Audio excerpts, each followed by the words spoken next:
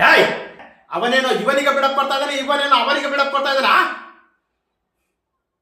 ಅಪರಾಧಿನ ಏಯ್, ನಾನು ಮನಸ್ಸು ಮಾಡಿದ್ರೆ ನೀನು ಇರಲ್ಲ, ಸ್ಟೇಷನ್ ಇರಲ್ಲ, ಚಿಂದಿ ಚಿಂದಿ ಮಾಡ್ಬಿಡ್ತೀನಿ.